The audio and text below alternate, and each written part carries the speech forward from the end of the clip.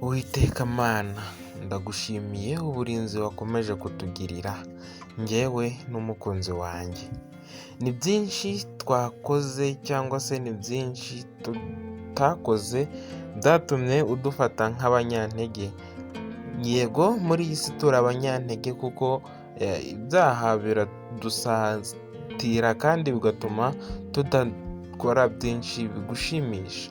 Uyu munsi rero mwami turakugarukiye kandi turakweretse nk'umuryango wawe ngo uturinde mwami. Nkweretse abasore bagenzi bacu, iyi si irimo ibishukana byinshi kandi bishobora gutuma umuntu atezuka ntazi imbere yawe mwami. Ni byinshi bagenda bakora ariko bikaba bituma urukundo ndetse n'ibindi bintu bigabanyuka, ahubwo ugasanga urwango nirwo rwiyongeye. Rimwe na rimwe ukundana n'umukobwa afite icyago ukurikiyeho, urukundo rwarakonje mwami. Sengeye abafite agahinda gakabije batewe n'urukundo, nk'uko mwami wavuze ngo kunda mugenzi wawe nk'uko wikunda. Ubu ngubu usigaye umukunda ugasanga ahubwo ari kubifata nk'ikindi. Ubu ngubu umugabo ntakibwira ngo mugenzi we ngo umeze ute cyangwa se ngo unamukore mu kiganza, aho ngaho bahita bagufata nk'umutinganyi mwami. Isi irashaje, nkwetse urubyiruko rwinshi ruri kwishora mu biyobyabwenge. Urukundo rwarashize, ariko umara kunywa ibiyobyabwenge ugasanga agiye gufata akana k'abandi ku ngufu, ugasanga agiye gukora ibindi bintu bigiye bitandukanye. Ese mwami uzaza ryari? Iyi si igeze ku musozo, rero tuyakweretse ngo uturinde muri ino minsi nk'abana bawe, uturinde. Iyi minsi turimo n'imperuka, dore intambara, dore ibindi bintu bigiye bitandukanye, ibyorezo mwami turakwiyeretse. Dusengeye abagabo bafite abagore bananiwe, dusengeye abagore bafite abagabo ariko abo bagabo bakaba ari ibihazi, bakaba ari abagabo badashobotse, bakora ibintu byinshi. Ugasanga umugabo ajya gusambanira mu rugo rw'umugore we, ugasanga umugabo ari kujya gukora byinshi bidahesheje Imana icyubahiro. Rimwe na rimwe ugasanga ntiyita ku bana be ariko ari kwita ku bana b'abandi. Mwami kuki wemera ko iyi si tuyibamo turi mu gahinda? Uyu munsi turashyingira, ejo tugashyingura mwami. Iyi si imaze kuturambira.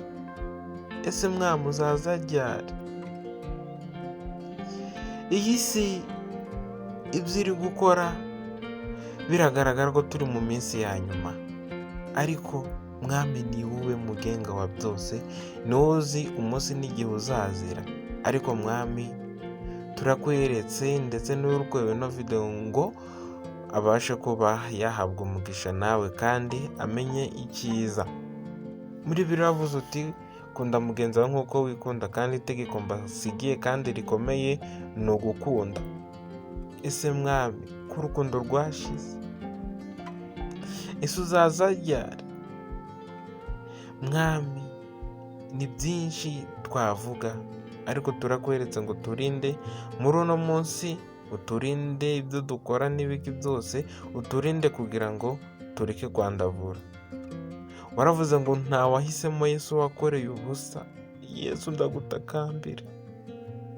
Iyi si irimo ibinyoma byinshi, iyi si irimo agahinda gakabije k'abantu benshi, iyi si irimo ibindi bintu bigiye bitandukanye bituma abayirimo batanezererwa nayo, ahubwo ugasanga bababajwe nayo. Yego kubabara ku isi ni itegeko, kuko utababaye ntamenya agaciro k'ubuntu bwawe mwami. Ariko turakwiyeretse, sinjye gusa, nkweretse n'abafundi bari ku ndege, nkweretse n'abandi bantu bagiye batandukanye bagukeneye, nkweretse n'uyu uri kureba ino video afite agahinda. Benshi bafite agahinda k'amafaranga, abandi bafite agahinda k'ibindi, bafite agahinda kuko bahombye. Ariko mwami nta nanjye mfite agahinda ko kuba tutagufite. Urahari ariko uburyo ki twitwaraho nibyo bituma tutakwegera, ariko turakwiyeretse. Ikindi kandi Mwami, nkweretse abana badafite ababyeyi babo, bafite agahinda gakabije batewe n'ababyeyi babo bigatuma abana batorongera. Mwami, kuki wemera ko umwana aba imfubyi? Ariko dutegereze ku munsi w'umuzuko n'abafite ibibazo runaka, Mwami ujye ubarengera.